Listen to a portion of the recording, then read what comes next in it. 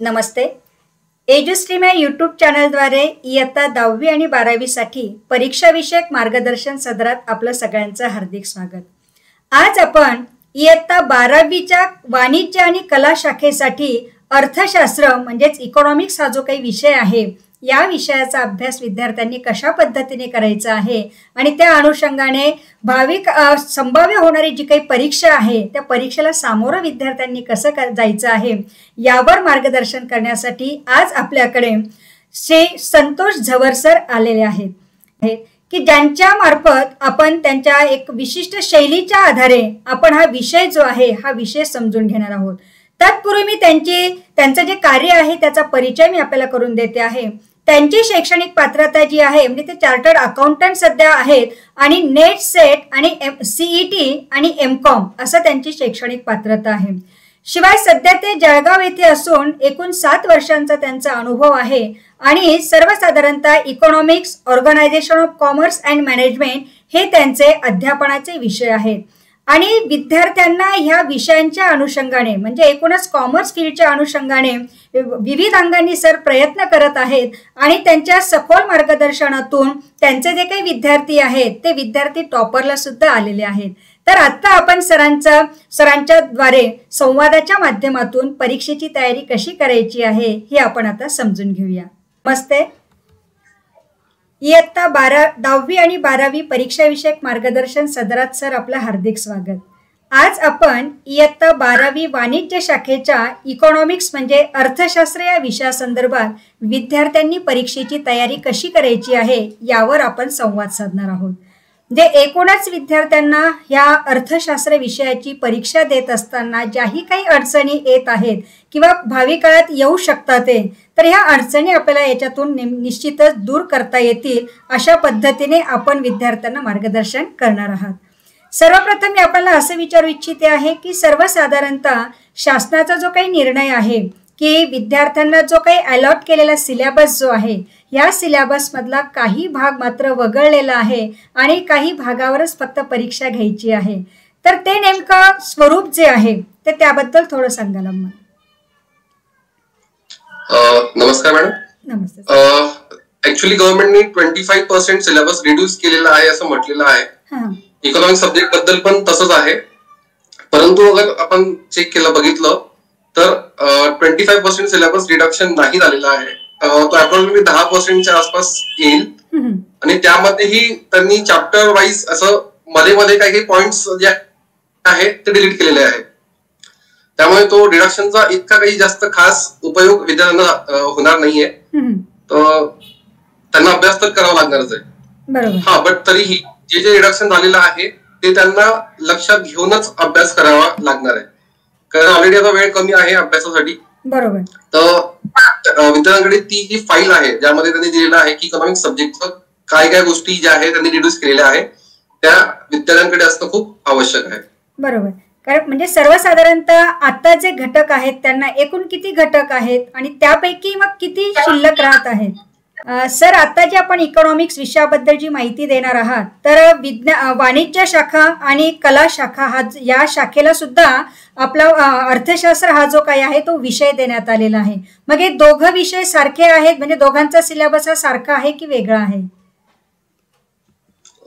Commerce आणि arts दोघांमध्ये जो इकॉनॉमिक्स सब्जेक्ट आहे त्याचा सिलेबस सेम आहे आणि पेपर पॅटर्न सुद्धा सेमच आहे. ओके. तर आपण जे ते बघणार आहोत ते सगळं त्यांना आर्ट्सच्या विद्यार्थ्यांना सुद्धा ऍप्लिकेबल राहील. Okay okay.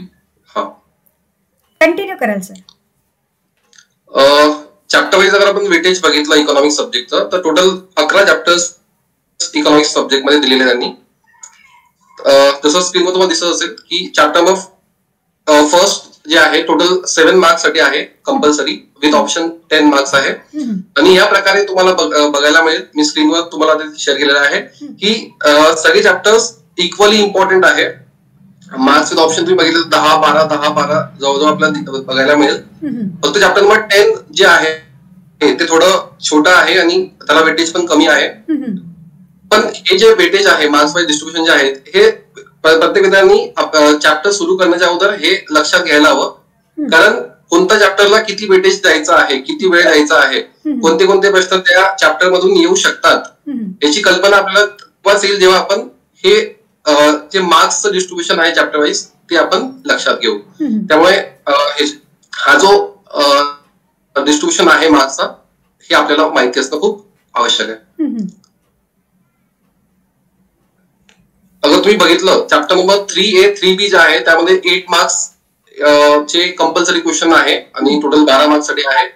तर या चॅप्टर मधून जो 8 मार्क्सचा जो प्रश्न असतो, लास्ट जो क्वेश्चन असतो 8 मार्क्सला विचारला जातो, तर या चॅप्टर मधून तो मोस्टली येण्याची शक्यता असते. तसंच आणि पण काही चॅप्टर्स आहेत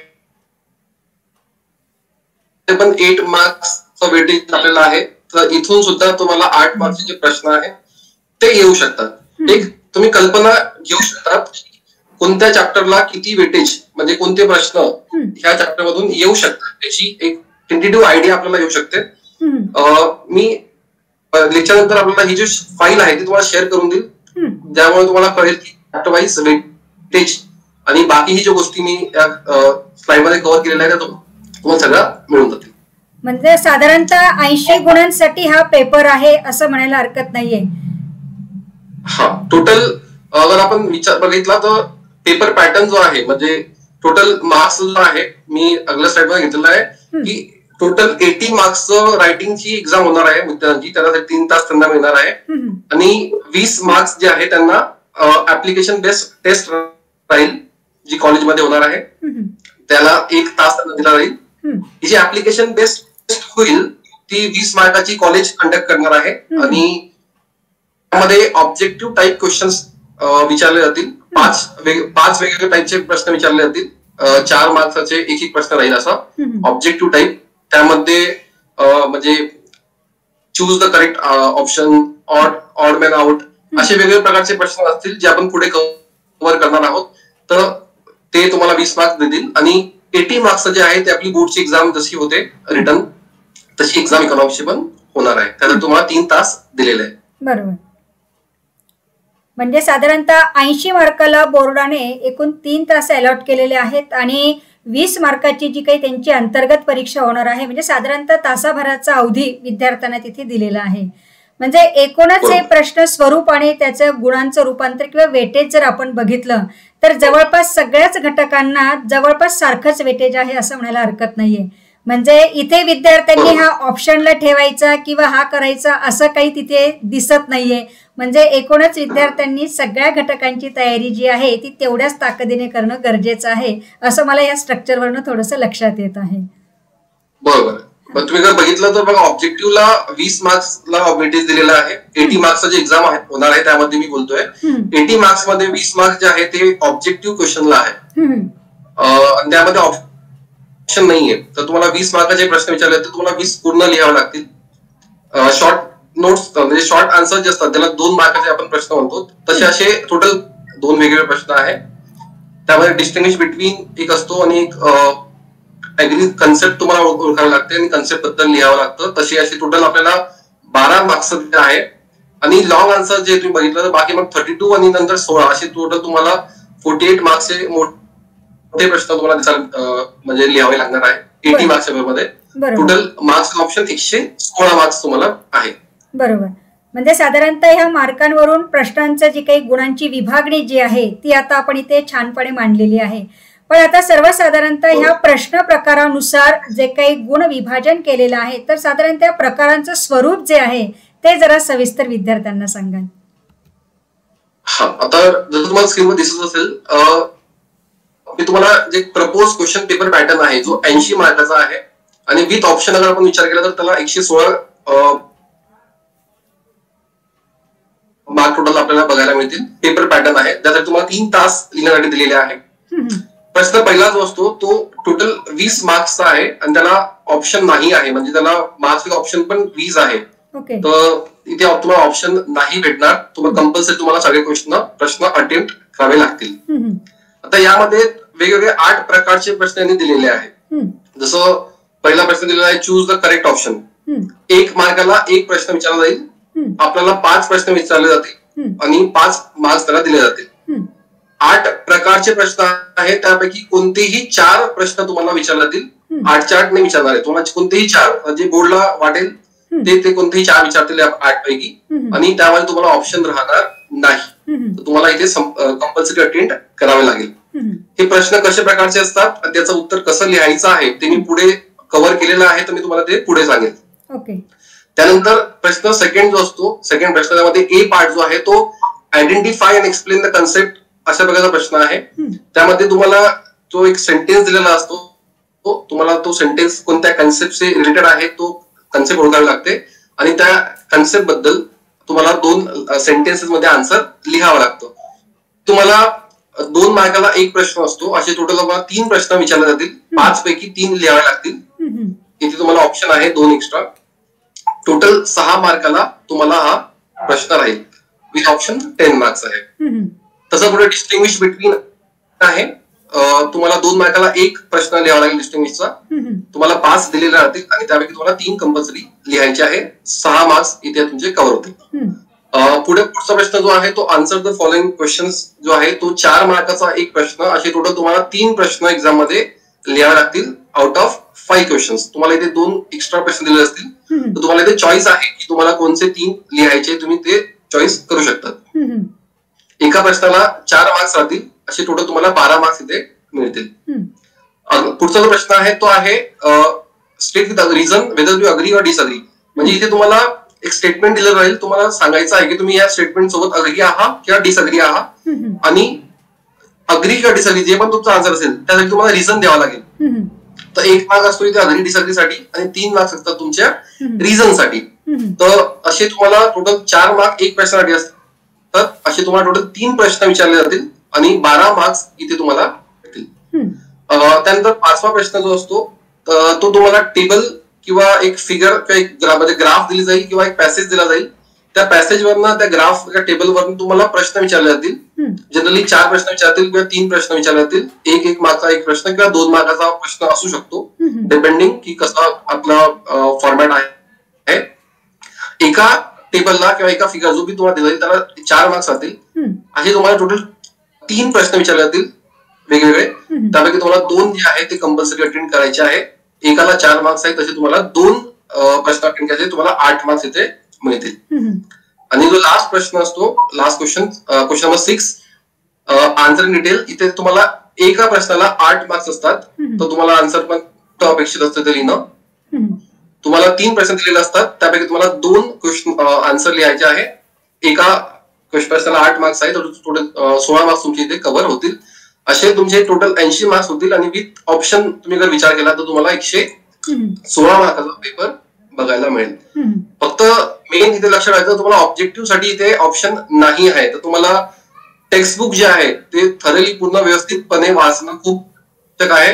तुम्ही मोठ्या प्रश्नामध्ये तुम्हाला ऑप्शन्स आहे, तुम्ही तिथे 5 पैकी 3 आहे, तुम्हाला एखादा प्रश्न नाही आला तर तुम्ही तिथे तुम्हाला ऑप्शन मध्ये तुम्ही ते करू शकतात.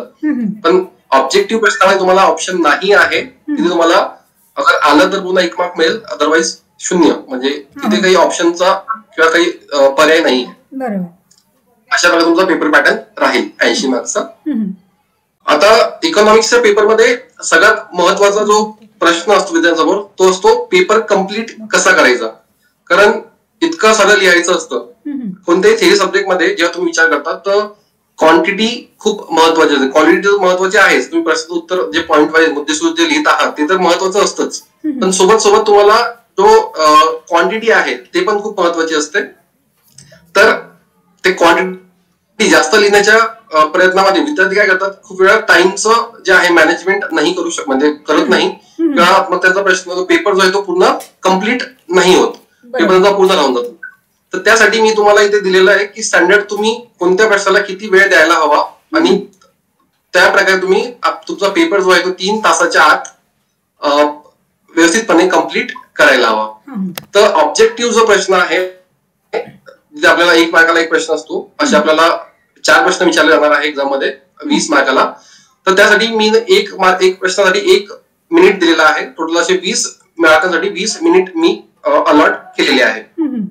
हे माझं एक ओपिनियन आहे. तुम्ही त्यामुळे थोडं प्रश्नानुसार तुम्ही तुमच्या हिशोबाने थोडं चेंजेस करू शकतात, पण एक स्टँडर्ड तुम्हाला कम्प्लीट करण्यासाठी आवश्यक आहे ते तुम्ही असं फॉलो करायला हवा.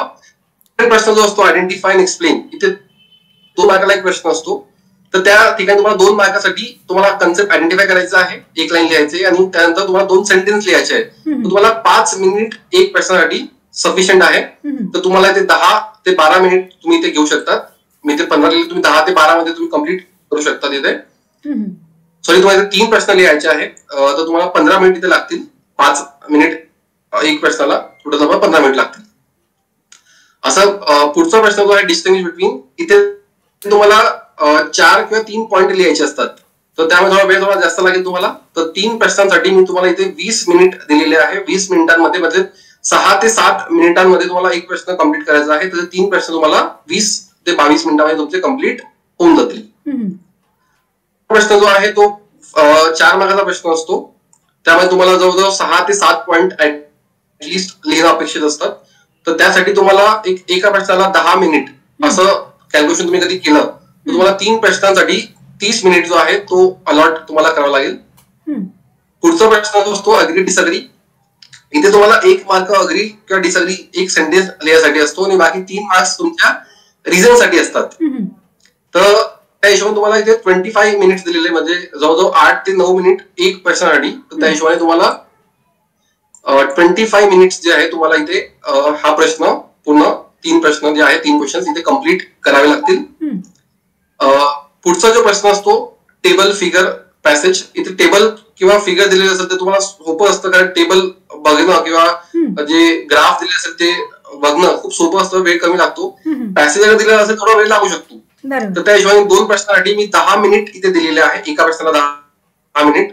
तर टोटल 2 प्रश्नासाठी 20 मिनिटांमध्ये तुम्हाला हा प्रश्न कम्प्लीट करणं अपेक्षित आहे. आणि लास्ट प्रश्न जो आहे तो मोठा प्रश्न असतो.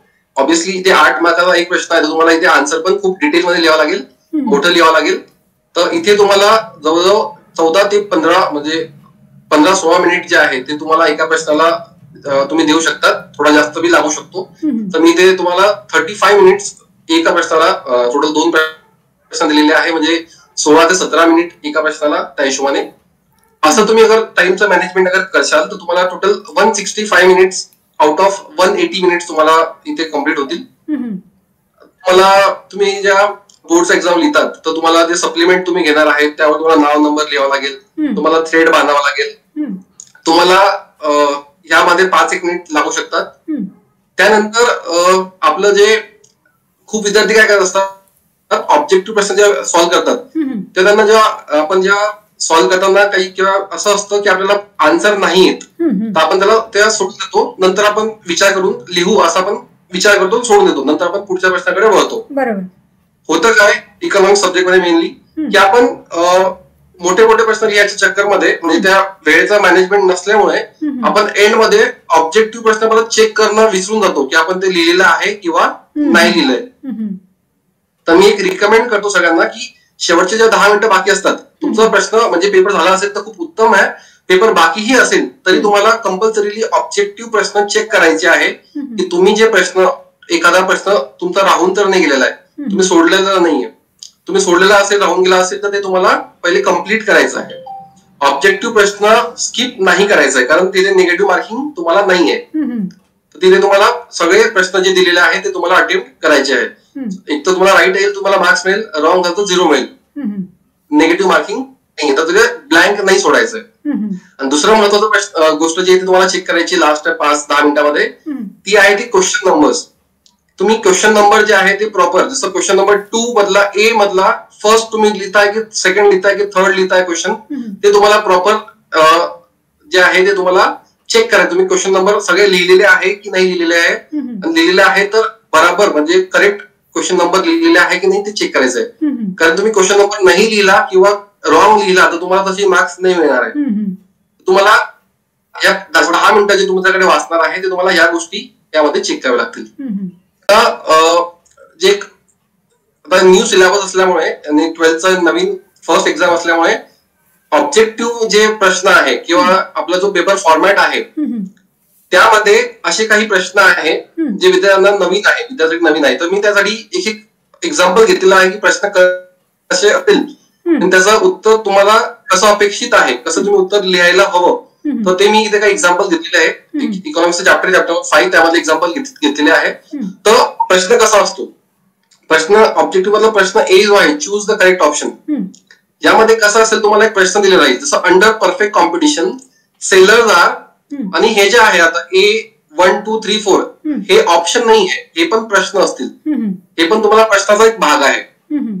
सेलर्स आर जर दिलेलं पहिलं प्राइस मेकर्स आहे किंवा प्राइस टेकर्स आहे किंवा प्राइस डिस्क्रिमिनेटर्स आहे, आणि ऑप्शन 4 दिला आहे की नन ऑफ दिस, आणि नंतर मग तुमचे जे दिलेले असतील ते तुमचे ऑप्शन असतील. जसं इथे तुम्हाला ए दिलेलं आहे, एक आहे की 1 2 3 म्हणजे प्राइस मेकर सुद्धा आहे, प्राइस टेकर सुद्धा आहे आणि प्राइस डिस्क्रिमिनेटर सुद्धा आहे. तुम्हाला वाटत असेल की ए बरोबर आहे, तुम्हाला आन्सर खाली असं लिहावं लागेल, आन्सर जे बी तुम्हाला वाटत असेल ते इथे लिहावं लागेल. किंवा ओनली 2 तुम्हाला वाटतं की फक्त प्राइस टेकर्स आहेत, तर तुम्ही ते आन्सर खाली लिहा. तर हे जे आहे प्राइस मेकर्स प्राइस टेकर्स हे ऑप्शन म्हणजे हे प्रश्नाचा भाग आहे. ठीक आहे, विद्यार्थ्यांमध्ये खूप मोठं कन्फ्युजन असतं या प्रश्नामध्ये. ऑप्शन जे आहे ते खाली असतात, हे जे आहे ए बी सी डी की 1 2 3 ओनली 2 ओनली 3 1 and 4 हे प्रश्न आहे, म्हणजे हे ऑप्शन आहे. तुम्हाला ह्या चारांपैकी एक सिलेक्ट करायचा आहे आणि तो तुम्हाला आन्सर मध्ये खाली जसं मी लिहिलेलं आहे बघा, त्या आन्सर बी जे आहे ते करेक्ट आहे, तर तुम्हाला अशा प्रकारे आन्सर खाली लिहायचं. तुम्हाला इथे प्रश्न लिहायची गरज नाही आहे या प्रश्नामध्ये. तुम्हाला डायरेक्टली जो क्वेश्चन नंबर जो आहे, ज्या तुम्ही नंबर आन्सर लिहिताय तो प्रॉपर लिहून तुम्हाला डायरेक्टली आन्सर अशा प्रकारचं लिहायचं आहे. सेकंड जो प्रश्न असतो ऑब्जेक्टिव्ह मध्ये तो असतो कम्प्लीट द कोरिलेशन. यामध्ये तुम्हाला प्रश्न असा प्रकारे विचारला जाईल, जसं एक्झाम्पल मी दिलेलं आहे तिथे, होमोजिनियस प्रोडक्ट परफेक्ट कॉम्पिटिशन. आता परफेक्ट कॉम्पिटिशन मध्ये एक फीचर आहे होमोजिनियस प्रोडक्ट, तर हे तुम्हाला एक रिलेशन दिलेलं आहे. तसं पुढच्या यामध्ये रिलेशन काय आहे ते तुम्हाला ओळखायचं आहे आणि ते तुम्हाला आन्सर लिहायचं आहे. आता इथे तुम्हाला मिसिंग काही पण राहू शकतं, तुम्हाला जिथे मिसिंग दिलेलं आहे ते तुम्हाला तिथलं तुम्हाला आन्सर शोधायचं. तुम्हाला रिलेशन काय आहे ते तुम्हाला इथे ओळखावं लागेल. जसं इथे आता दिलेलं प्रोडक्ट डिफरन्सिएशन, तर जो homogeneous product is a feature of perfect competition. तो प्रोडक्ट डिफरन्सिएशन कुठला फीचर आहे, कोणत्या कॉम्पिटिशन मधला हा फीचर तुम्हाला बघायला मिळतो. तर तुम्हाला आन्सर आहे मोनोपोलिस्टिक कॉम्पिटिशन. तर तुम्हाला आन्सर खाली जे आहे, म्हणजे तुम्ही ज्या लिहिता क्वेश्चन नंबर 1 बी त्यामधला जे प्रश्न नंबर आहे ते तुम्हाला लिहून आन्सर लिहायचं आहे. असं homogeneous product perfect competition, product differentiation, त्याच्या पुढे करून मोनोपोलिस्टिक कॉम्पिटिशन. आणि ऑब्जेक्टिव्ह जितकेही प्रश्न तुम्ही सॉल्व्ह करशाल पुढे म्हणजे सांगणार आहे, तुम्हाला कंपल्सरी आन्सरच्या खाली अंडरलाईन करायची आहे. ठीक आहे, अंडरलाईन केल्यानंतर तो तुमचा आन्सर हायलाइट होईल, तर तो पेपर चेकर जो राहील आपला त्याला इझिली ते आन्सर द्यायचं, तो तुम्हाला पूर्ण मार्क्स देईल. तर अंडरलाईन इज कंपल्सरी. फक्त आन्सर नाही लिहायचं, ते तुम्हाला पूर्ण स्टेटमेंट जे दिलेलं आहे आपलं रिलेशन ते लिहून, जे मिसिंग राहील तिथे तुम्हाला आन्सर लिहून त्याच्या खाली अंडरलाईन करायचं आहे. अशा प्रकारे बघा, तुम्ही पुढचा पण प्रश्न जो आहे इकॉनॉमिक टर्म जे आहे, तुम्हाला एक स्टेटमेंट दिलं जाईल, जसं इथे दिलेलं आहे point where demand and supply intersect.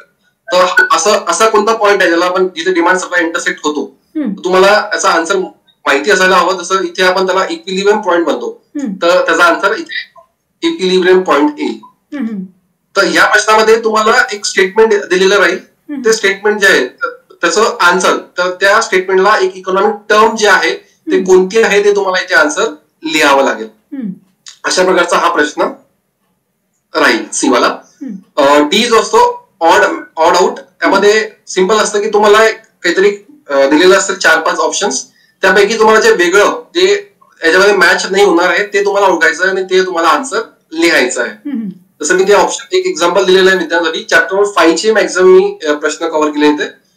Features of monopoly जे आहे ह्या बेसिसवर इथे 4 त्यांनी दिलेले आहे. जसं प्राइस मेकर आहे, entry barriers, many sellers and lack of substitutes. तर यापैकी 3 फीचर्स तुम्हाला मोनोपोलीचे बघायला मिळतील. फक्त एक जो आहे तो फीचर नाही आहे, तर तो तुम्हाला ऑड मॅन जो आहे तो तुम्हाला ओळखायचा आहे, ते तुम्हाला आन्सर लिहावं लागेल. त्या प्रकारे तुम्हाला जर मी आन्सर लिहिलं आहे की मोनोपोलीमध्ये सिंगल सेलर असतो, इथे त्यांनी मिनी सेलर दिलेलं आहे, तर हे चुकीचं आहे. तर हा वेगळा आहे, ऑड मॅन आहे, तर तुम्हाला ते जे आहे ते आन्सर इथे शोधायचं आणि ते तुम्हाला आन्सर द्यायचं. अशा प्रकारे पुढचा जो प्रश्न आहे ते कम्प्लीट द फॉलोइंग स्टेटमेंट. तर तुम्हाला असं एक स्टेटमेंट दिलं राहील की द एक्झाम्पल दिलं तर term monopolies derive from which word dash word. तर तुम्हाला जे डॅश दिलेलं असेल, फिलअप दिलेलं असेल, ते तुम्हाला आन्सर लिहून तो स्टेटमेंट पूर्ण परत लिहायचा आहे आणि त्या खाली तुला अंडरलाईन पण करायची आहे. जसं मी इथे केलेलं आहे बघा, ग्रीक आन्सर आहे तर ग्रीक खाली तुम्हाला अंडरलाईन करायची आहे. एक गोष्ट तुम्हाला माहिती असेलच की पेपरमध्ये तुम्हाला एकच कलरचा पेन वापरायचा आहे आणि एकच इंकचा पेन वापरायचा आहे. जसं इथे मी हायलाइट केला आहे तर तुम्ही हायलाइट नाही करायचंय. इथे फक्त तुम्हाला आन्सर दिसायला हवं म्हणून मी हायलाइट केलेला आहे. विद्यार्थ्यांनी पेपरमध्ये एकच पेन वापरायचा आहे. जो बी तुम्ही पेन वापरणार आहात, इंक पण चेंज नाही करायची. अगर तुमची इंक पण चेंज झाली तर तुम्हाला जो तुमचा सुपरवायझर आहे त्यांच्याकडनं तुम्हाला ते साईन करून घ्यावं लागेल की आम्ही पेन चेंज केलेला आहे. तुम्हाला ही गोष्ट लक्षात ठेवावी लागेल. पुढचा जो प्रश्न असतो चूज द रॉंग पेअर, हा एक नवीन प्रश्न आहे जो आता यांनी ऍड केलेला आहे. त्यामध्ये तुम्हाला असं पेअरिंग दिलेलं आहे. जसं परफेक्ट कॉम्पिटिशन आहे, फ्री एंट्री. तर हे जिथे रॉंग आहे ते तुम्हाला शोधायचं आहे. Monopoly large number of sellers, तर तुम्हाला आता मी मागे पण प्रश्न घेतला होता, तर मोनोपोली सिंगल सेलर असतो. तर ही जे पेअर आहे हे चुकीचे आहे, ते तुमचं आन्सर येणार आहे. तुम्हाला 4 ऑप्शन दिलेले आहे. 3 करेक्ट पेअर्स आहे, 1 पेअर रॉंग आहे. तर ते तुम्हाला रॉंग पेअर जी आहे ती तुम्हाला शोधायची आहे, ती तुमचं आन्सर येणार आहे. त्यानंतर एक प्रश्न जो आहे तो आहे correct pair. It is like a match the pair जे आपलं असतं.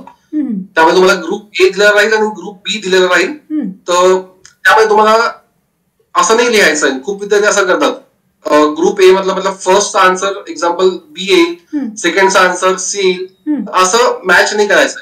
तुम्हाला आन्सर जे तुम्ही लिहिता, तुम्हाला हे इथे प्रश्न लिहायची गरज नाहीये. तुम्हाला हे जे टेबल दिलेलं आहे ग्रुप ए ग्रुप बी ते लिहायची गरज नाहीये. तुम्हाला डायरेक्टली आन्सर लिहायचा आहे. क्वेश्चन नंबर जे काही असेल ते प्रॉपर क्वेश्चन नंबर टाकून आन्सर ग्रुप ए जे दिलं ते तसं लिहून घ्यायचं आणि त्याच्यावर डायरेक्ट तुम्हाला आन्सर्स लिहायचे आहे.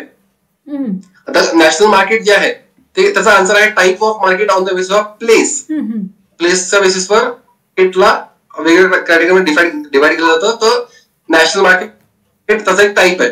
तर तुम्हाला आन्सर जसं इथे ऑप्शन दिले होते याच्या समोर हे, तर तुम्हाला डायरेक्टली आन्सर समोर लिहायचा आहे. तुम्हाला ए फर्स्टचं बी आणि सेकंडचं सी असं नाही करायचं आहे. तुम्हाला प्रॉपर टेबल बनवून ग्रुप ए आणि त्या समोर त्याचा डायरेक्टली आन्सर लिहायचा आहे. प्रेझेंटेशनचा पण खूप जास्त इम्पॅक्ट पडतो थेरी सब्जेक्ट मध्ये. लास्ट प्रश्न जो ऑब्जेक्टिव्ह मध्ये आहे तो आहे असर्शन अँड रिझनिंग. त्यामध्ये तुम्हाला 2 स्टेटमेंट दिलेले असतील. हा पण एक नवीन प्रश्न आहे जो यावर्षी ऍड केलेला आहे.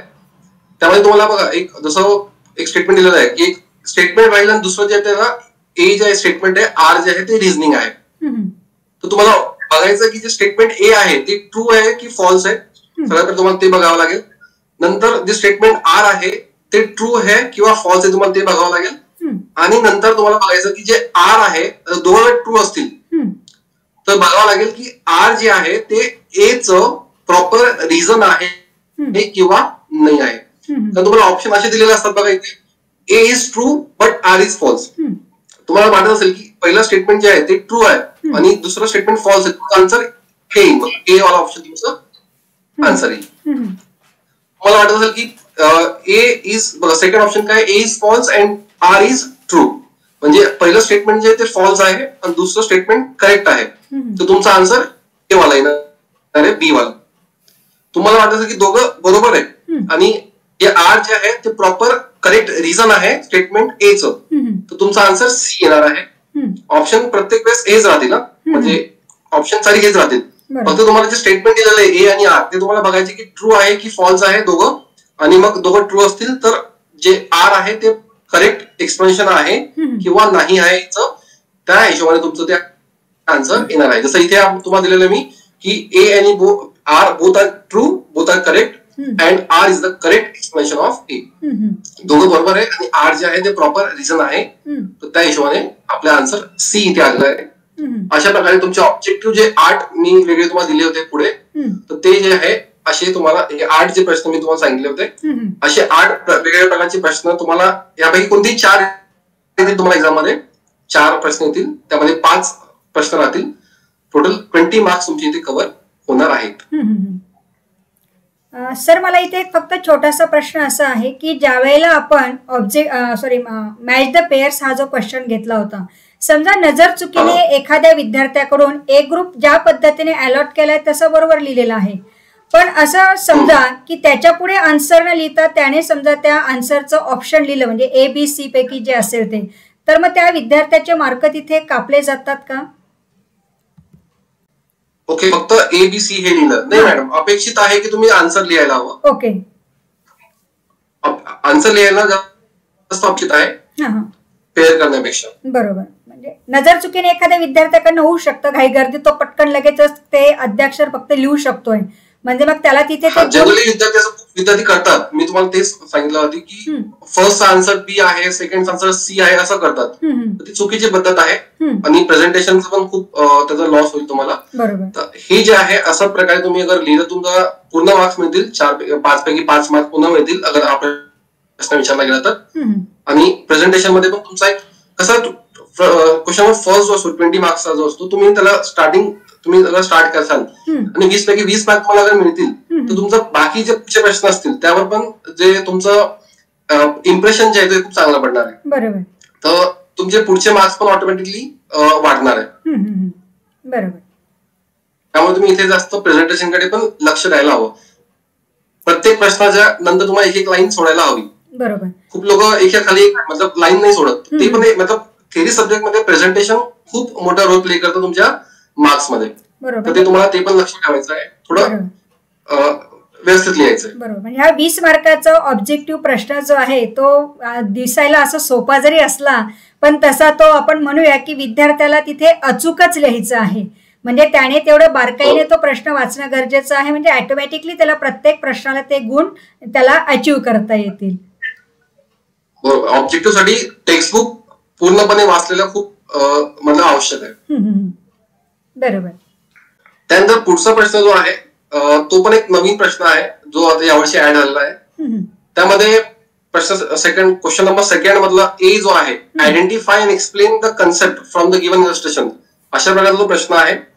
त्यामध्ये तुम्हाला एक स्टेटमेंट दिलेलं असतं. जसं एक्झाम्पल मी दिलेलं आहे ना की अ renowned heart surgeon treat poor patient for free but charges high fees from people who can afford it. म्हणजे जो डॉक्टर जो हार्ट सर्जन जो आहे तो गरीब लोकांकडनं कमी फी घेतो किंवा फ्री मध्ये त्यांना ट्रीटमेंट देतो आणि जे लोक जास्त इन्कम वाले त्यांना जास्त पेमेंट, जास्त चार्जेस त्यांच्याकडनं घेतो. असं तुम्हाला एक स्टेटमेंट दिलेलं आहे. तुम्हाला काय करायचं असतं, या स्टेटमेंट जे दिलेलं असेल त्यामध्ये कोणती कन्सेप्ट वापरली गेलेली आहे इकॉनॉमिक्सच्या आपल्या सिलेबस मधून ती तुम्हाला ओळखायची असते. तुम्हाला आयडेंटिफाय करायची असते की कोणती कन्सेप्ट, आयडेंटिफाय द कन्सेप्ट. तुम्हाला कन्सेप्ट आयडेंटिफाय करायची की या स्टेटमेंट मध्ये कोणती कन्सेप्ट वापरली गेलेली आहे आणि जी कन्सेप्ट वापरली गेलेली असेल त्याबद्दल तुम्हाला 2 सेंटेन्स लिहायचे आहे. तर जसं इथे आपल्याला प्राइस डिस्क्रिमिनेशन आपण कन्सेप्ट वापरली गेलेली आहे की मोनोपोलीज मध्ये मोनोपोलीज जो असतो तो सेम प्रोडक्ट साठी वेगवेगळी प्राइस चार्ज करू शकतो. तर इथे काय करतो, डॉक्टर वेगवेगळी फीस चार्ज करतोय सेम सर्व्हिस साठी, हार्ट सर्जरीसाठी. तर इथे हा कन्सेप्ट आपण वापरलेला आहे. तर तुम्हाला प्रॉपर हा प्रश्न जो आहे तो खूप सब्जेक्टिव्ह आहे. कारण खूप म्हणजे वेगवेगळे विद्यार्थी आपल्या आपल्या क्षमतेप्रमाणे तिथे वेगवेगळं अनालाइज करू शकतो आणि वेगवेगळं इथे कन्सेप्ट लिहू शकतो. तरी मोस्ट अप्रोप्रिएट तुम्ही जर लिहित असेल तर मग तुम्हाला पूर्ण मार्क्स मिळतील. चेंज होऊ शकते ते आन्सर, 2-3 वेगवेगळे आन्सर होऊ शकतात. पण जे मोस्ट अप्रोप्रिएट आहे, तुम्ही एकदमच वेग लिहिला तर मग मार्क्स नाही मिळणार. पण मोस्ट अप्रोप्रिएट तुम्हाला जे वाटत असेल ते तुम्ही आन्सर लिहायला हवं. हा प्रश्न सोडायचा नाहीये. तुम्हाला जे वाटत असेल बेस्ट ते तुम्हाला लिहायचं कंपल्सरी. कोणता प्रश्न सोडायचा नाहीये कारण निगेटिव्ह मार्किंग तर नाहीच आपल्याला. आणि मग तुम्ही कन्सेप्ट ओळखल्यानंतर तुम्हाला त्या कन्सेप्ट बद्दल एक सेंटेन्स लिहायचं, कन्सेप्ट काय आहे आणि या ज्या आपण जो स्टेटमेंट दिलेला आहे या स्टेटमेंटमध्ये ही कन्सेप्ट कशी युज केलेली आहे.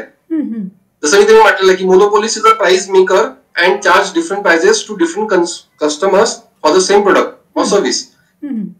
मोनोपोलीमध्ये जे मोनोपोलिस असतो तो जे प्राइस डिस्क्रिप्शन करतो ते मी सांगितलं एका लाईन मध्ये, एका सेंटेन्स मध्ये. आणि नंतर हा जो स्टेटमेंट आहे त्या स्टेटमेंट मध्ये कन्सेप्ट युज कसा केलेला आहे. जसं hence this illustration relates to the concept of price discrimination as the heart surgeon does not take fees from poor patient but charges fees high fees from the people who can afford it. मतलब तो वेगळी fees घेतो आहे, वेगळी fees charge करतो आहे. म्हणजे इथे प्राइस डिस्क्रिप्शन कन्सेप्ट आपण युज केलेली आहे. अशा प्रकारे तुम्हाला लिहायचं आहे. कन्सेप्ट ओळखायला 1 मार्क तुम्हाला मिळणार आहे आणि एक्सप्लेनेशन तुम्हाला 1 मार्क मिळणार आहे. म्हणजे टोटल 2 मार्क्स तुम्हाला इतक्याला भेटतील. ओके. असे तुम्हाला 3 प्रश्न एक्झाम मध्ये लिहायचे. त्यानंतर पुढचा प्रश्न जो आहे क्वेश्चन नंबर सेकंड बी मध्ये तो डिस्टिंग्विश बिटवीनचा आहे. 2 मार्क्सचा एक प्रश्न राहील. असे तुम्हाला थोडे 3 प्रश्न लिहायचे आहे. मी फक्त सॅम्पल इथे घेतलेला आहे की तुम्हाला लिहायचं कसं प्रेझेंटेशन साठी घेतलेला आहे. तुम्हाला मिनिमम 3 ते 4 पॉईंट लिहिणं अपेक्षित आहे. जो हेडिंग्स ज्या 2 गोष्टीमध्ये तुम्हाला डिस्टिंग्विश विचारलेलं असेल, जसं internal debts and external debt, तुम्हाला हेडिंग लिहायचं इंटरनल डेट, दुसऱ्यामध्ये एक्सटर्नल डेट, प्रॉपर टेबल बनवायचं. प्रेझेंटेशन लक्ष ठेवा, खूप महत्वाचं आहे. नंतर तुम्हाला फर्स्ट पॉइंट प्रेफरेबली मिनिंग लिहायचं, कारण जो पण कन्सेप्ट तुम्ही ज्या 2 कन्सेप्ट मध्ये डिस्टिंग्विश करताय त्याचं मिनिंग काय आहे ते तुम्हाला लिहिणं खूप आवश्यक आहे, महत्वाचं आहे. तर फर्स्ट पॉइंट प्रेफरेबली तुमचं मिनिंग असायला हवा. बाकीचे तुम्ही 2-3 पॉईंट आहे ते तुम्ही कोणतीही तुम्हाला जे माहिती असेल दोघांबद्दल जे डिस्टिंग्विश वाले आहे, डिस्टिंग्विश मध्ये तुम्हाला दोघांमध्ये जे वेगवेगळे पॉईंट ते लिहायचे. दोघांमध्ये समान पॉईंट असतील तर ते इथे नाही लिहायचे आहे. फॉर एक्झाम्पल मोनोपोली आणि मोनोपोलिस्टिक कॉम्पिटिशन मध्ये तुम्हाला विचारले डिस्टिंग्विश, तुम्ही फ्री एंट्री हा पॉईंट नाही लिहू शकत, कारण परफेक्ट कॉम्पिटिशन मध्ये पण फ्री एंट्री असतं आणि मोनोपोलिस्टिक कॉम्पिटिशन मध्ये पण फ्री एंट्री असतं. तर हा कॉमन पॉईंट आहे, हा तुम्ही इथे नाही लिहू शकत. पण परफेक्ट कॉम्पिटिशन मध्ये होमोजिनियस प्रोडक्ट आहे आणि मोनोपोलिस्टिक कॉम्पिटिशन मध्ये प्रोडक्ट डिफरन्सिएशन आहे. तर हा पॉईंट दोघांमध्ये वेगळा आहे, तर तो पॉईंट इथे लिहायला हवा. तर डिस्टिंग्विश मध्ये तुम्हाला जे वेगवेगळे पॉईंट असतात ते तुम्हाला लिहायला हवे. आणि पहिला पॉईंट मिनिंग असणं आवश्यक आहे. जर त्यामध्ये ग्राफ असेल तर प्रेफरली तुम्ही ग्राफ पण इथे इन्क्लूड करायला हवं. डिस्टिंग्विश मध्ये 3 ते 4 पॉईंट तुम्ही लिहिणं अपेक्षित आहे. तुम्हाला 2 पैकी 2 पूर्ण मार्क्स मिळतील. लिहिताना हेडिंग्स पण लिहायला हवी. हेडिंग तुम्ही असं वेगळे कॉलम बनवून लिहा किंवा तुम्ही मध्ये दोघांच्या मध्ये पण तुम्ही हेडिंग लिहिलं तरी चालेल. प्रेझेंटेशन अशा प्रकारे तुम्ही करू शकता. त्यानंतर जो एक अजून प्रश्न आहे, त्यानंतर एक प्रश्न आहे जो 4 मार्काचा आहे. तर त्यामध्ये तो तुम्हाला 10 मिनिट मी दिलेले आहे एका प्रश्न लिहायला. तर 4 मार्कासाठी तुम्हाला अपेक्षित आहे की तुम्ही 6 ते 8 पॉईंट लिहायला हवे. अगर तुम्ही पॉईंट वाईज लिहिताय तर थेरी सब्जेक्ट मध्ये तुम्ही अगर आन्सर तुमचं पॉईंट वाईज लिहिशाल तर तुम्हाला एक चांगले मार्क्स मिळतील.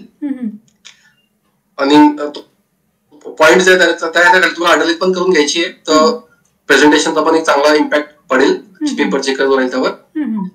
पुढचा प्रश्न जो असतो तो असतो ऍग्री डिसअग्री विथ रिझन. हा एक 4 मार्काचा प्रश्न असतो. टोटल 3 प्रश्न तुम्हाला लिहायचे असेल. 12 मार्काचा टोटल हा तुम्हाला प्रश्न राहील.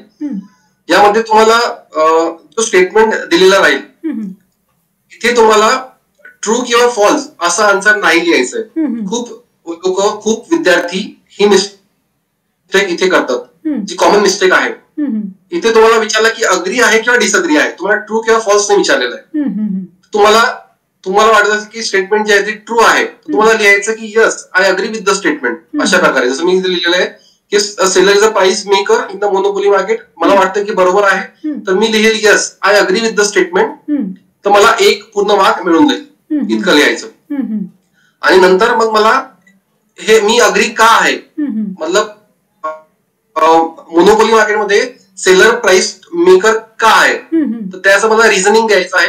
ते 3 मार्कासाठी राहील. ते मला 3 मार्क्स मिळतील. तुम्हाला 5 ते 6 पॉइंट जे आहे ते लिहिणं अपेक्षित आहे. तर मला पूर्ण 4 पैकी 4 मार्क्स मिळतील. तुम्हाला कधी वाटत असेल की जो स्टेटमेंट दिलेला आहे ते फॉल्स आहे, म्हणजे चुकीचं आहे, तर तुम्हाला लिहायचं की no I disagree with the statement. तुम्हाला ट्रू किंवा फॉल्स नाही लिहायचंय. तुम्ही ट्रू किंवा फॉल्स लिहिला तर तुम्हाला मार्क्स नाही मिळणार, लक्षात ठेवायचं. हा, आणि तुम्हाला कधी रिझन नाही पण येत असेल तरी ऍटलीस्ट तुम्हाला जे अग्री डिसअग्री आहे, तुम्हाला टोटल 5 प्रश्न विचारले आहेत, तुम्हाला 3 लिहायचे आहे. तुम्हाला अगर काहीच नाही येत आहे ना असे जरी असेल तुम्ही, तर तुम्हाला ऍटलीस्ट अग्री का डिसअग्री ते तर लिहायचं आहेच. तुम्हाला 1 मार्क तरी प्रत्येक प्रश्नामध्ये इथे मिळून जाईल, रिझन नाही लिहिलं तरी. तर 3 मार्क्स तुमचे इथे तुम्ही शुअर करू शकता ऑब्जेक्टिव्ह सारखेच. हा एक प्रश्न आहे. आणि जो लास्ट प्रश्न जो आहे जो 8 मार्क्स साठी आहे, ऑब्विसली मी तुम्हाला पहिले पण सांगितलं होतं की 8 मार्क्सचा जो प्रश्न आहे तो मोठा प्रश्न राहील. तर तुम्हाला इथे आन्सर मोठं म्हणजे खूप डिटेल मध्ये लिहिणं अपेक्षित आहे. जनरली ते लॉ ऑफ डिमांड आहे इकॉनॉमिक्स मध्ये, किंवा types of price ratio of demand आहे, किंवा लॉ ऑफ सप्लाय आहे किंवा नॅशनल इन्कम चॅप्टर, त्यामध्ये काही क्वेश्चन्स आहेत, डिफिकल्टीज वाले क्वेश्चन्स आहेत, डिफिकल्टी इन नॅशनल इन्कम, असे जे मोठे प्रश्न आहेत, खूप सिलेक्टेड क्वेश्चन्स आहेत सिलेबस मध्ये, जे 8 मार्क्स साठी विचारले जाऊ शकतात. तर तुम्ही त्या 10 ते 15 प्रश्न असे असतील, तुम्ही त्यांचा जर प्रॉपर अभ्यास केला, तुम्हाला 2 प्रश्न फक्त लिहायचे आहेत, तुम्हाला 16 पैकी 14 मार्क्स मिनिमम आरामाने मिळू शकतात. तर तुम्ही इथे तुम्ही आन्सर लिहिताना थोडं लक्ष ठेवायचं आहे की तुम्हाला जो कन्सेप्ट विचारलेला आहे, जसं एक्झाम्पल तुम्हाला नॅशनल इन्कमच्या डिफिकल्टीज विचारलेल्या आहेत, तर डायरेक्टली तुम्हाला आन्सर तुम्हाला चालू नाही करायचंय. तुम्हाला पहिले नॅशनल इन्कम जे आहे ते काय असतं, नॅशनल इन्कम काय, तर तुम्हाला त्या कन्सेप्ट बद्दल इंट्रोडक्शन लिहायचं. तुम्हाला आन्सर मोठं पण करायचं आहे आणि थोडं व्यवस्थित पण लिहायचंय, कारण 8 मार्क्स त्याला वेटेज आहे प्रश्नाला. तुम्हाला पहिले स्टार्टिंगला तुम्हाला इंट्रोडक्शन लिहायचं की नॅशनल इन्कम काय असतं, नॅशनल इन्कमचं कॅल्क्युलेशनचं काय महत्व आहे, तुम्हाला 1-2 पॅराग्राफ मध्ये ते लिहावं लागेल पहिले, आणि मग तुम्हाला तुमचा जो ऍक्च्युअल आन्सर आहे त्याला तुम्हाला सुरुवात करायची. म्हणजे तुमचा आन्सर ऑटोमॅटिकली मोठं पण होईल आणि अननेसेसरी तुम्ही काही लिहिणार नाही. जे इम्पॉर्टंट आहे, जे रिलेटेड आहे प्रश्नाशी, तेच तुम्हाला लिहायचंय. आणि एक प्रश्न जो मध्ये आहे 5 नंबरचा, त्यामध्ये तुम्हाला टेबल किंवा फिगर किंवा पॅसेज दिला जाईल. हा खूप सोपा प्रश्न आहे ऍक्च्युअली, खूप सिलेक्टेड क्वेश्चन्स इथे दिलेले आहे. तुम्हाला टेबल दिला जाईल, त्यापैकी तुम्हाला कुछ टेबल मध्ये तुम्हाला मिसिंग राहतील फिगर्स, तर तुम्हाला त्या फिगर्स ओळखावे लागतील, किंवा काही फॉर्म्युला दिलेले असतील तुम्हाला त्या फॉर्म्युलावर ते आन्सर काढावे लागतील, किंवा फिगर्स दिलेले असतील त्यामध्ये तुम्हाला रिलेशन्स विचारले जाईल, किंवा पॅसेज दिलेले जाईल, त्या पॅसेज तुम्हाला वाचून पॅसेज मध्ये तुमचे उत्तर राहतील, तुम्हाला फक्त ते उत्तर लिहायचे असतील. तर खूप सोपा प्रश्न आहे. तुम्हाला एकदम म्हणजे तुम्ही 2-4 पॅसेज किंवा बघितले तुम्ही बुक मध्ये दिलेले आहे, तर तुम्हाला कळून जाईल की हा प्रश्न म्हणजे फ्री बोनस मार्क्स आपल्याला आहे. क्वेश्चन नंबर 5 जो आहे, बरोबर. अशा प्रकारे तुमचा टोटल 80 मार्क्सचा पेपर जो आहे तुम्ही वेळेमध्ये कम्प्लीट करू शकता विथ प्रॉपर कंडिशन. बरोबर. एकूणच सर, आपण प्रश्नांचे जे प्रकार आहेत, म्हणजे सर्वसाधारणतः एक 5 ते 6 प्रश्न प्रकार आहेत, आणि विद्यार्थ्याने थोडासा जर विचार केला तर शेवटचे जे 8 मार्काचा आणि 16 मार्काचा जो काही प्रश्न आहे, समजा असं विद्यार्थ्यांच्या की थोडीशी त्याला क्लिष्ट वाटत असेल किंवा कदाचित त्याचा अभ्यास नसेल झाला, पण किमान वरच्या प्रश्नांचं जर स्वरूप लक्षात घेतलं तर मिनिमम 75 मार्क जे आहेत ते थोडा जरी आपण म्हणूया अभ्यासावर जर भर दिला आणि थोडं कॉन्सन्ट्रेशन जर त्याच्यावर दिलं तर तो कदाचित ते 75च्या 75 मार्क सुद्धा तो ते मिळवू शकतो आहे. राहिलं ह्या 24 मार्कांचा, आणि तिथे मात्र थोडासा तो कदाचित नाही थोडंफार काही लिहिलं त्याने किमान त्याच्याशी रिलेटेड, तरी सुद्धा तो किमान 5-7 मार्क तरी तो घेऊ शकतो आहे. म्हणजे एकूणच अर्थशास्त्र हा जो विषय आहे, या विषयामध्ये विद्यार्थ्याने थोडंसं मन लावून जर अभ्यास केला आणि कन्सेप्ट जर समजून घेतल्या तर मला असं वाटतं तो अबोव 80 किंवा 90 सुद्धा तो पोहोचू शकेल असं म्हणायला हरकत नाहीये. कारण आता तुम्ही जे स्वरूप दिलेलं आहे ते इतकं टू द पॉइंट होतं, आणि विद्यार्थ्याने प्रश्नाचं सादरीकरण नेमकं कसं करायचंय, कारण शेवटी सादरीकरणाला अतिशय महत्व आहे. कसंही अक्षर काढून किंवा कसंही कुठे पॉइंट लिहिण्यापेक्षा एक तुम्ही सिस्टमॅटिकली जे काही आता स्ट्रक्चर दिलेलं आहे ते खरोखरच विद्यार्थ्यांना अतिशय मार्गदर्शन होईल त्यामुळे, आणि आपला मार्क कसा जाणार नाही यावर मात्र विद्यार्थी लक्ष केंद्रित याच्यामुळे निश्चितच करतील. सर, मला आपल्याला असं अजून विचारायचं आहे की एकूणच ह्या संपूर्ण प्रश्न स्वरूपांचा आणि प्रकारांचा जर विचार केला तर अजून विद्यार्थ्याने अभ्यासाचं नियोजन त्याचं कसं करणं गरजेचं आहे हे थोडक्यात सांगाल. अभ्यास करताना मेनली बघा मॅडम, आता थेरी सब्जेक्ट मध्ये मेन काय असतं, तुम्हाला रायटिंगची प्रॅक्टिस खूप आवश्यक असते. आतापर्यंत खूप विद्यार्थ्यांनी अभ्यास चालू केलेला असेल किंवा खूप विद्यार्थ्यांचा अभ्यास झालेला पण असेल, पण आता यावर्षी कॉलेजेसमध्ये आणि म्हणजे क्लासेसमध्ये सुद्धा फिजिकल क्लासेस न झाल्यामुळे मेन रायटिंगची प्रॅक्टिस विद्यार्थ्यांची राहिलेली आहे.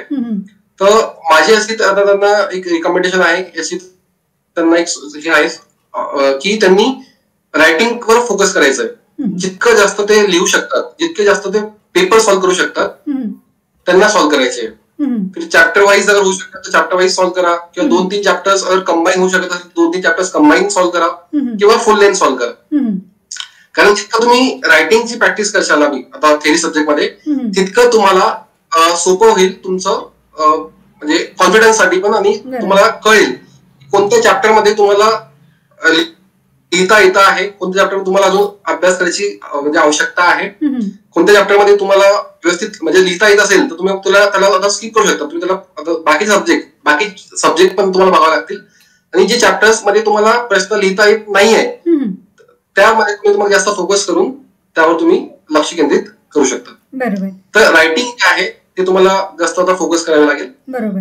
सोबतच जसं मी तुम्हाला स्टार्टिंगला पण सांगितलं विद्यार्थ्यांना की तुम्हाला चॅप्टर वाईज बघायचं की कोणत्या चॅप्टरला किती वेटेज दिलेला आहे. तुम्हाला त्यानुसार ते लक्ष द्यावं लागेल की कोणते चॅप्टर्स जे असे त्याला तुम्ही बिलकुल पण स्किप नाही करू शकत. काही चॅप्टर असे जे छोटे आहे तुम्हाला तुम्ही कमी वेळेमध्ये तुम्हाला कम्प्लीट करू शकतात. सोबतच तुम्हाला अभ्यास करताना सोबत तुम्हाला नोट्स बनवणं खूप आवश्यक आहे. तर कारण एका रिडिंग मध्ये तुम्ही थेरी सब्जेक्टचं पेपर अटेम्प्ट नाही करू शकत. तुम्हाला मिनिमम 2 ते 3 तुमच्या रिडिंग होणं खूप आवश्यक आहे. तेव्हाच तुम्ही प्रॉपर एक्झामला तुम्ही सामोरं जाऊ शकता. बरोबर. म्हणजे आता विद्यार्थ्याने थोडंसं जे असे काही विद्यार्थी कदाचित असतील अजून की ज्यांनी एक कोविड आहे आणि कदाचित आमच्या परीक्षा होणार नाहीत अशाही भ्रमात काही असतील आणि शिक्षक आणि पालक जरी त्यांच्यासाठी खूप प्रयत्न करत असले तरी सुद्धा कदाचित त्याने असे काही विद्यार्थी असतील की मनावर नाही घेतलं काहीच, तरी सुद्धा कदाचित त्याने आपलं हे जे काही संभाषण किंवा आपला हा जर व्हिडिओ कदाचित त्याने बघितला तर मला असं वाटतं की त्याचा 50% अभ्यास तर त्या स्ट्रक्चर बघण्यावरूनच निश्चित होईल. आणि त्याने थोडं अजून तो लिंक अप जर केलं त्या विषयाला तर मला असं वाटतं की तो ह्या आता एप्रिल मे मध्ये ज्या काही होऊ घातलेल्या परीक्षा ज्या आहेत तर त्या परीक्षेमध्ये कदाचित तो अगदी कुठल्याही मनात शंका न घेता तो चांगल्या पद्धतीने सादर होईल असं इतकं सुंदर मार्गदर्शन तुम्ही विद्यार्थ्यांना केलेलं आहे. आता मला थोडं पालकांच्या दृष्टीने आपल्याशी बोलायचं आहे की विद्यार्थ्यांकडून पालकांनी कशा पद्धतीने अभ्यास करून घेणं गरजेचं आहे किंवा एकूणच त्यांनी प्रेरणा कशी द्यावी विद्यार्थ्यांना. पॅरेंट्ससाठी मी फक्त सांगू इच्छितो 2 गोष्टी मेनली ते आहे. जसं आता यावर्षी कोरोनामुळे कॉलेजेस आणि क्लासेसमध्ये एक्झाम नाही होऊ शकत आहे, जे फिजिकल जे पेपर आहे ते होऊ नाही शकत आहे.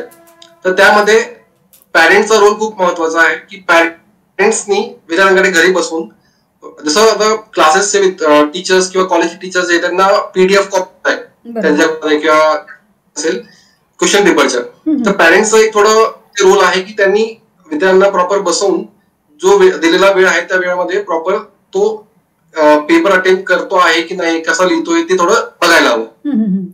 दुसरी गोष्ट महत्वाची जी आहे ती मोबाईल जितका कमी वेळ त्यांना देता येईल.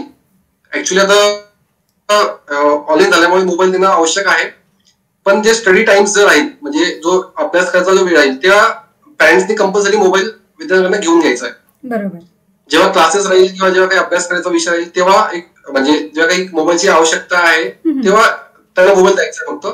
बाकी मोबाईल मधून सोशल मीडिया ऍप जितके बी असतील फेसबुक आणि बाकी इंस्टाग्राम वगैरे ते त्यांना डिलीट करावे लागतील ऍटलिस्ट फॉर फ्यू मंथ्स काही. कारण अननेसेसरी खूप सारा वेळ जो आहे तो या गोष्टीमध्ये विद्यार्थ्यांचा वाया जातो कळत न कळत. बरोबर. तर या 2 गोष्टीकडे पॅरेंट्सनी थोडं लक्ष देणं आवश्यक आहे. म्हणजे पालक आणि विद्यार्थी आणि शिक्षक तर मार्गदर्शन करतच आहेत कारण त्यांना ज्या ज्या पद्धतीने जशा सोयी उपलब्ध होतात ते कधी ऑनलाईन कधी ऑफलाईन म्हणजे शिक्षक त्यांच्या परीने बरोबर ते प्रयत्न करत आहेत विद्यार्थ्यांपर्यंत पोहोचण्याचा. परंतु विद्यार्थ्यांनी ते चांगल्या पद्धतीने जर आत्मसात केलं तर निश्चितच तो परीक्षेमध्ये चांगलं यश हे संपादन करू शकेल. इतका आत्मविश्वास आजच्या आपल्या एक गप्पांच्या माध्यमातून जो काही आपण स्ट्रक्चर सादर केलेला आहे किंवा विद्यार्थ्यांना मार्गदर्शन केलेलं आहे तर निश्चितच त्याच्यातून विद्यार्थी ही प्रेरणा घेतील आणि एस आय कॅन डू असा तो विद्यार्थी जो आहे कदाचित नाही जरी तयारी असली तरी सुद्धा इतकं कॉन्फिडेंटली तो पुढे जाईल असं मला वाटतं आहे. जाता जाता मला एक असा छोटासा प्रश्न विचारायचा आहे की तुम्ही जे विद्यार्थ्यांसाठी जे प्रयत्न करत आहात तर तुम्ही सुद्धा तुमच्या YouTube चॅनलतर्फे विद्यार्थ्यांना काही मार्गदर्शन करत आहात तर कदाचित त्यामध्ये जे काही तुम्ही विषय सादर करत आहात की जेणेकरून तेही बघितल्यानंतर विद्यार्थ्यांना त्याची प्रेरणा मिळेल त्याबद्दल जरा सांगाल. मी एक YouTube चॅनल सुरू केलेलं आहे CA संतोष जवन नावाने. त्यामध्ये मी म्हणजे क्लासेसचे काही व्हिडिओज पण टाकत असतो आणि सोबत विद्यार्थ्यांना मार्गदर्शन करत असतो की जो थेरी सब्जेक्ट आता मागे टाकला होता व्हिडिओ मी, की तुम्हाला थेरी सब्जेक्ट कसा अभ्यास करायचा आहे, how to study theory subject, किंवा how to improve your English. कारण इंग्लिश जोपर्यंत तुम्हाला येत नाही तोपर्यंत तुम्ही थेरी सब्जेक्ट इंग्लिशमध्ये लिहू शकत नाही. असे वेगवेगळे विषय मी माझे त्या युट्यूब चॅनल आहे आणि अकॅडमिक्सचे खूप सारे व्हिडिओ, जसे कॉमर्सचे जे आपलं 12th कॉमर्स आहे इकॉनॉमिक्सचे, मी 2 चॅप्टर्सचे पूर्ण लेक्चर्स जे आहेत ते त्याच्यावर टाकलेले आहे आणि पुढे पण नवीन नवीन व्हिडिओ टाकत आहे. तुम्ही आता त्यावर सांगतो एक गोष्ट, की आता ज्या विद्यार्थ्यांनी आतापर्यंत काहीच अभ्यास नाही केलेला असेल किंवा ज्यांनी ऑलरेडी केलेला असेल त्यांसाठी पण एक गोष्ट सांगेल, की माझ्या युट्यूब चॅनलवर मी लवकरच एक व्हिडिओ टाकणार आहे इकॉनॉमिक्स सब्जेक्ट बद्दल.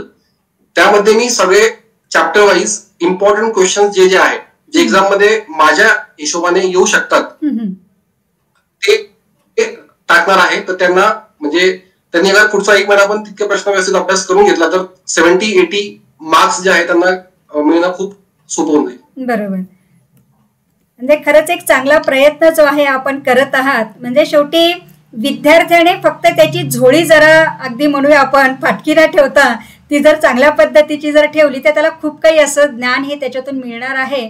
आणि बरंचसं काही मार्गदर्शन जे आहे हे आपण म्हणूया की थेरॉटिकल पेक्षा प्रॅक्टिकली, म्हणजे ज्यावेळेस तो क्वेश्चन तिथे वाचेल किंवा बघेल तर त्याच्या लक्षात येईल की मला नेमकं सादर काय करायचं आहे, प्रश्नाचं उत्तर नेमकं अपेक्षित काय आहे. कारण बोर्डाला शेवटी जे अपेक्षित उत्तर आहेत ते जर आपण लिहिले नाहीत तर विद्यार्थी निश्चितच तिथे मार्क जो आहे तो तिथे गमावून बसतो आहे. म्हणून आपला हा जो काही प्रयत्न आहे हा खरंच वाखाणण्याजोगा आहे. सर, आज आपण या कार्यक्रमात बोला सर. मॅडम, यामध्ये अजून एक गोष्ट मी चालू केलेली आहे. टेलिग्रामवर मी चॅनल माझं सुरू केलेलं आहे, ओके, कॉमर्स क्विज नावाने. मी तुम्हाला ती पण लिंक पाठवून देईल, तुम्ही व्हिडिओमध्ये ऍड करून देशाल खाली डिस्क्रिप्शन मध्ये. त्यामध्ये मी डेली बेसिसवर 5 to 10 क्वेश्चन्स जे आहेत, ऑब्जेक्टिव्ह क्वेश्चन्स कॉमर्स सब्जेक्टशी रिलेटेड, मग ते इकॉनॉमिक्स असो किंवा ऑर्गनायझेशन ऑफ कॉमर्स असो किंवा अकाउंट्स असो किंवा अजून काही सब्जेक्ट असो, त्या सब्जेक्ट बद्दल मी डेली बेसिसवर विद्यार्थ्यांना काही ऑब्जेक्टिव्ह प्रश्न जे टाकत असतो, जेणेकरून विद्यार्थ्यांना नवीन प्रश्न माहिती पडतील आणि ते त्याचा आन्सर लिहू शकतील. ते आन्सर सिलेक्ट करू शकतात. राईट असेल त्यांना राईट आन्सर येतं, त्यांनी रॉंग आन्सर सिलेक्ट केलं त्यांना करेक्ट आन्सर काय आहे ते कळतं. तर त्याच्यावर थोडा सराव त्यांना ऑब्जेक्टिव्ह प्रश्नाचा होत असतो. तर हे पण एक इनिशिएटिव्ह आहे, तर ते पण ज्यांना आवश्यक आहे ते ग्रुप जॉईन करू शकतात. बरोबर. आणि हा एक खरंच चांगला उपक्रम पण म्हणायला हरकत नाहीये. कारण शेवटी काय आहे की आजचा जो विद्यार्थी असा झालेला आहे की त्याला रेग्युलर फेस टू फेस कुठल्याही प्रकारचं म्हणजे त्याला माहिती न मिळाल्यामुळे तो खूप काही मनामध्ये त्याचे प्रश्न आहेत, खूप काही कन्फ्यूज सुद्धा आहे.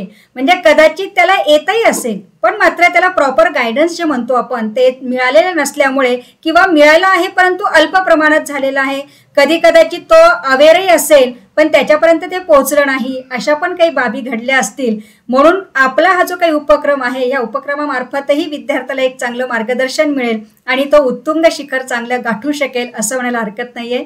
सर, आज आपण या इयत्ता 10वी-12वी परीक्षा विषयक मार्गदर्शन कार्यक्रमात अर्थशास्त्र या विषयाचं जे मार्गदर्शन केलेलं आहे आणि त्यानुसार विद्यार्थ्यांना एक विशिष्ट प्रकारची दिशा जी आपण दाखवलेली आहे. कारण शेवटी हे सगळं आत्मसात विद्यार्थी कसा करतो आहे यावर अवलंबून आहे आणि विद्यार्थ्याने थोडा प्रयत्न केल्यानंतर तो कसा मार्गक्रमण करू शकेल याचं छान उदाहरण तुम्ही तुमच्या प्रश्नांचं जे उत्तराची लिखाणाची शैली जी आहे या शैलीवरनं विद्यार्थी निश्चितच ते अवगत करेल असं म्हणायला हरकत नाहीये. आज आपण अतिशय छान मार्गदर्शन विद्यार्थ्यांना केलं आणि ह्या कार्यक्रमात आपण येऊन वेळ दिला त्याबद्दल सर यूट्यूब चॅनल एजुस्ट्रीम या यूट्यूब चॅनल तर्फे आपले खूप खूप आभार. थँक्यू. आत्ताच आपल्याला झवर सरांनी जी काही माहिती दिलेली आहे म्हणजे त्यांनी प्रत्येक प्रश्न जो आहे तो लिखाण कसं करायचं आहे, त्याची शैली कशी अपेक्षित आहे, समजा तुम्हाला रिझन दिलेला असेल तर ते रिझन सुद्धा पॉइंटमध्ये कसं लिहायचं आहे, शिवाय जे प्रश्न दिलेला आहे तो बारकाईने वाचून त्यानुसारच त्याचं अपेक्षित उत्तर कसं असणं गरजेचं आहे याच्याबद्दल सरांनी अतिशय सखोल मार्गदर्शन केलेलं आहे. म्हणजे आपण उत्तराचं प्रेझेंटेशन जर सगळ्यांनी बारकाईने जर बघितलं आणि इतकं सुटसुटीतपणा जर आपल्या पेपर लिखाणामध्ये सुद्धा जर असेल तर मित्रांनो आपण सुद्धा आउट ऑफ आउट मार्क्स जे आहेत ते निश्चितच घेऊ शकू. कारण प्रश्नानुसार त्यांनी जे काही आपल्याला लिखाण करून दाखवलेलं आहे किंवा प्रत्येक प्रश्न प्रकारानुसार बोर्डाला अपेक्षित असलेले जे काही उत्तर आहे त्या उत्तराच्या अनुषंगाने आपणही तसा सराव केला किंवा प्रयत्न केला तरीही सुद्धा आपल्याला पुढे जाण्याच्या दृष्टिकोनातून एक चांगली दिशा मिळणार आहे. या मार्गदर्शनाचा लाभ मित्रांनो आपण सगळ्यांनी घ्यायचा आहे आणि हा व्हिडिओ जो आहे जास्तीत जास्त विद्यार्थ्यांपर्यंत शेअर करा की जेणेकरून सगळ्याच विद्यार्थ्यांना इयत्ता 12वी परीक्षेमध्ये चांगल्या पद्धतीने यश हे संपादन करणं सोयीचं होईल किंवा सुखकर सुद्धा होईल. पुढील भागात पुन्हा आपण नवीन विषयासह भेटूया. तोपर्यंत मित्रांनो धन्यवाद.